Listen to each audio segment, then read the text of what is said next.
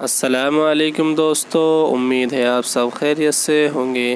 میرے channel Sohail assembly کو subscribe کریں اور بیل آئیکن پر پریس کریں تاکہ نئی ویڈیو کو نوٹیفیکیشن آپ کو سب سے پہلے مل سکے۔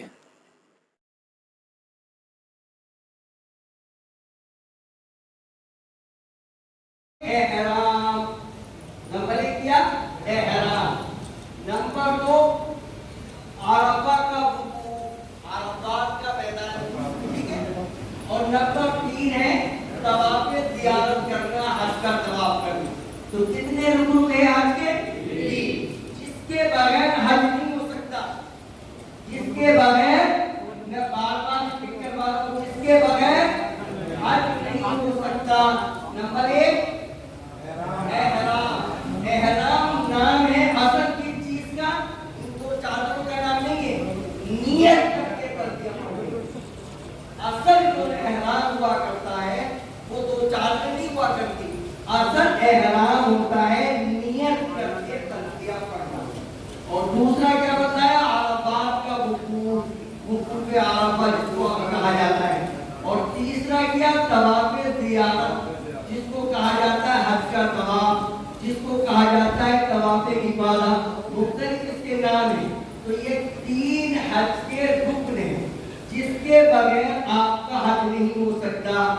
آپ 100 نمبر دے دیں گے اگر ان 3 چیزوں میں سے کوئی ایک چیز چھوٹ گئی تو آپ کا حج نہیں ہو سکتا۔ اب آئے حج کے واجبات۔ واجبات بھی فرض ہی ہوتے ہیں، لیکن اگر کوئی واجب چھوٹ جائے تو دم ادا کر دیا جائے گا، حج ادا ہو جائے گا۔ لیکن فرض اگر چھوٹ گیا تو حج نہیں ہوگا۔ کتنے فرض بتائے تھے ہم نے؟ اب ہے یہ واجبات 7۔ ایک ہے میقات سے احرام کے بغیر نہ کرنا۔ اگر آپ جدہ جا رہے ہیں تو تاریخ سے پہلے ہر حال میں آپ کو احرام باندھنا ہوگا۔ اور اگر آپ مدینہ سے مکہ آ رہے ہیں تو مدینے کی جو میقات ہے وہ بالکل مدینے کے مدینہ منورہ شہر کے قریب ہے، وہاں احرام باندھ کر آپ کو آنا ہوگا۔ بغیر احرام کے آپ میقات کراس نہیں کریں گے۔ اگر کراس کر گئے، مثال کے طور پہ آپ نے فلائٹ میں احرام نہیں باندھا، جدہ پہنچ گئے، تو پھر آپ جدہ سے یا مکہ سے بھی احرام باندھ سکتے ہیں، لیکن ایک دم آپ کی گردن میں یعنی ایک دم آپ کو دینا ہوگا۔ ایک دم تقریباً 400-500 ریال یعنی 800-1000 روپے کا ہوتا ہے۔ تو اگر اس طرح سے دم واجب ہوں گے تو پھر آپ کا دم نکل جائے گا، ٹھیک ہے۔ اور ایک بات ذہن میں رکھیے گا کہ اگر کسی وجہ سے دم واجب ہو جائے تو اس کو بھی بخوشی برداشت کرنا چاہیے، کیونکہ وہ بھی ایک اللہ کا حکم ہے۔ بچنا تو ہمیں چاہیے، لیکن اگر کوئی دم واجب ہو جائے، مفتیان کرام سے مسئلہ پوچھا انہوں نے بتایا، تو اس کو بھی خندہ پیشانی برداشت کرنا چاہیے۔ تو پہلا واجب کیا ہے؟ بغیر احرام کے میقات کراس نہیں کرنی۔ نمبر 2 عرفہ کے دن جو 9 تاریخ کو جو حج ہوتا ہے اس میں میدان عرفات سے سورج چھپنے سے پہلے باہر نہیں نکلنا۔ عرفہ کا جو دن ہوتا ہے، جس دن اصل حج ادا ہوتا ہے، اس دن ہم کو سورج کے چھپنے تک، سورج کے ڈوبنے تک، سن سیٹ تک ہمیں کہاں رہنا ہے؟ عرفات کے میدان میں رہنا ہے۔ اگر باہر نکل گئے اور سورج چھپنے سے پہلے باہر واپس نہیں گئے تو ایک دم واجب ہو جائے گا۔ تیسرا کیا ہے؟ عرفات سے واپسی پر مزدلفہ میں رات گزار کر صبح تھوڑی دیر کے لیے دعا کرنا، جس کو کہا جاتا ہے وقوف مزدلفہ۔ چوتھا کیا ہے؟ جمرات کو کنکریاں مارنا۔ پانچواں کیا ہے؟ قربانی کرنا۔ چھٹا کیا ہے؟ سر کے بال منڈوانا یا کٹوانا۔ نمبر 7 صفا مروا کی سعی کرنا۔ اور آخری ہے نمبر بدائی طواف کرنا۔ یہ واجبات میں سے ہے۔ اب احرام اس طرح باندھیں گے، غسل کیا جاتا ہے۔ اب آپ جب گھر سے جائیں غسل کر کے جائیے گا، احرام کے کپڑے پہن لیں، करने के बाद एहराम के कपड़े पहनने से पहले बॉडी पर, जिस्म पर हल्की खुशबू लगाना हमारे नबी की सुन्नत है।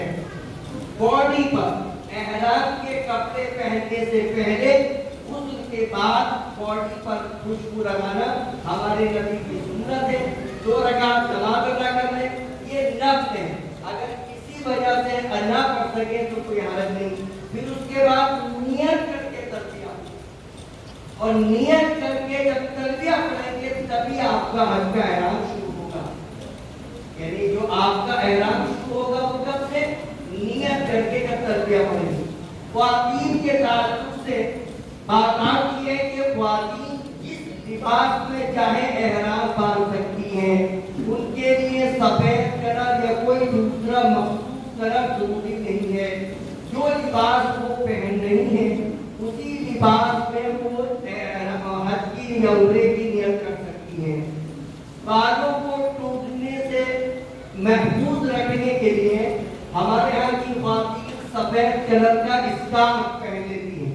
तो ये स्कार्फ एहराम का ऐसा जुज़ नहीं है कि जिसको उतारा ना जाए।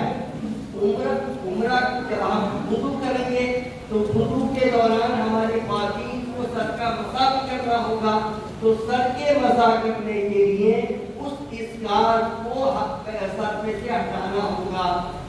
इस स्कार्फ को बदला भी जा सकता है। ख्वातीन ने जिन कपड़ों में एहराम बांधा है उन कपड़ों को तब्दील भी कर सकती है।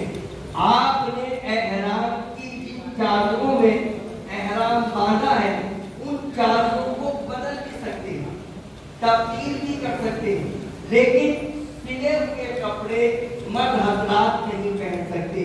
यानी आप बाथरूम जाए और अपनी पुरानी एहराम की चादर को उतार कर दूसरी एहराम की चादर पहन सकते हैं, या उसी एहराम की चादर को अगर कोई निजासत लग गई है वो कर पहन सकते हैं। लब्बैक अल्लाहुम्मा लब्बैक, लब्बैक ला शरीका लक लब्बैक,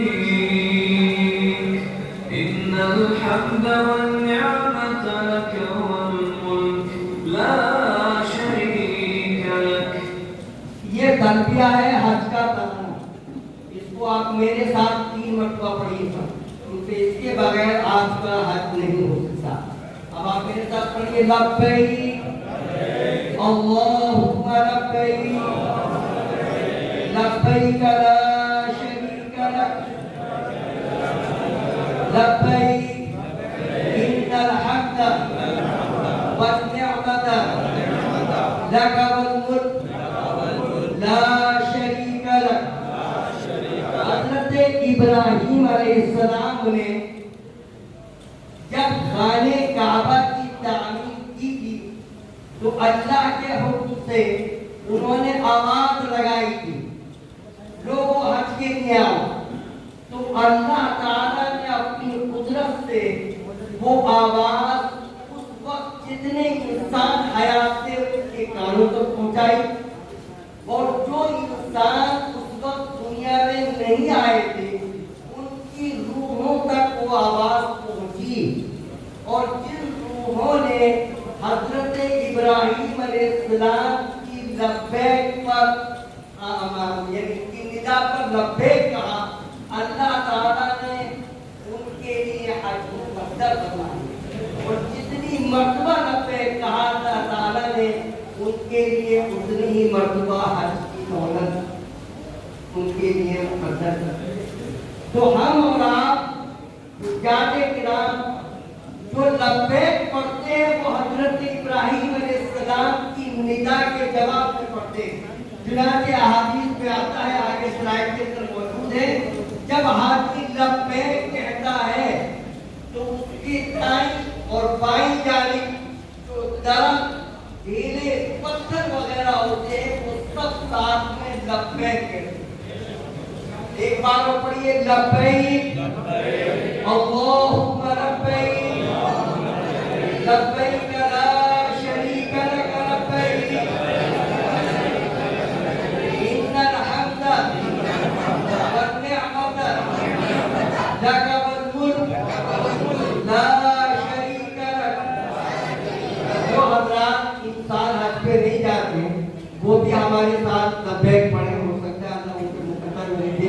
लब्बैक अल्लाहुम्मा लब्बैक लब्बैक ला शरीका लक लब्बैक इन्नल हम्द वन निअमत लक वल मुल्क ला शरीका लक। इसको याद करना है यार। इसका तर्जुमा लब्बैक का मतलब होता है मैं हाजिर हूँ। लब्बैक का मतलब क्या होता है? ए अल्लाह मैं तेरे दर पर हाजिर हूँ, मैं हाजिर हूँ, तेरा कोई शरीक नहीं, मैं हाजिर हूँ। बेशक तमाम तारीफें और सब नेमतें तेरी ही है, मुल्क और बादशाह तेरी ही है, तेरा कोई शरीक नहीं।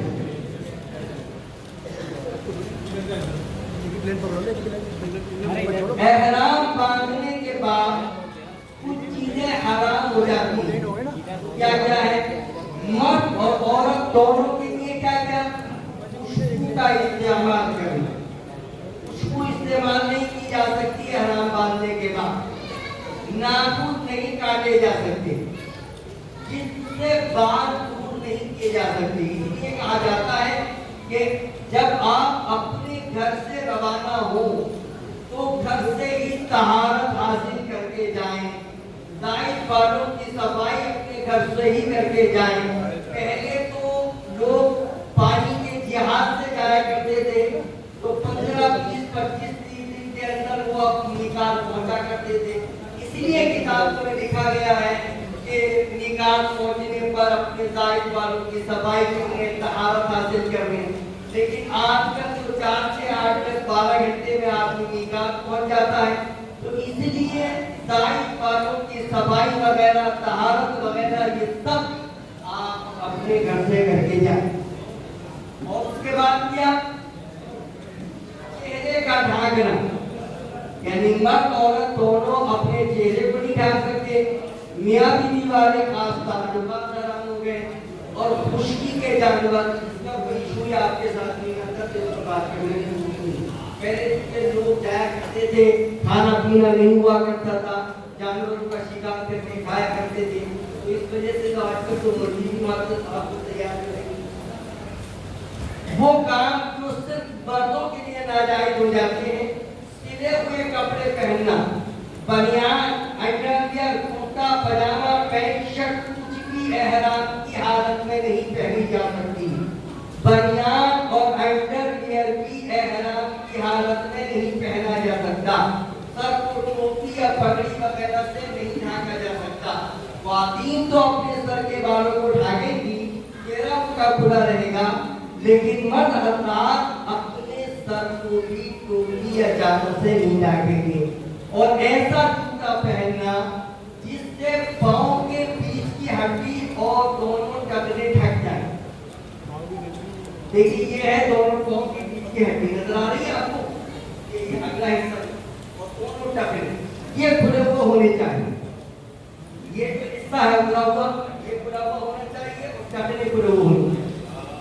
अब जो नॉर्मल इसके हवाई चप्पल आते हैं वो भी आप इस्तेमाल कर सकते हैं, लेकिन क्योंकि चलना काफी ज्यादा होता है तो वो हवाई चप्पल टूट जाते हैं, तो आप ऐसे स्लीपर इस्तेमाल कर सकते हैं कि जिससे बीच की हड्डी भी आपकी वाज़ेह टूटी ना हो, दोनों टखने भी खुले रहें।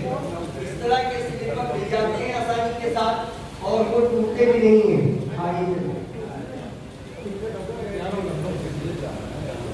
अब एहराम की हालत में क्या क्या चीजें जायज हैं?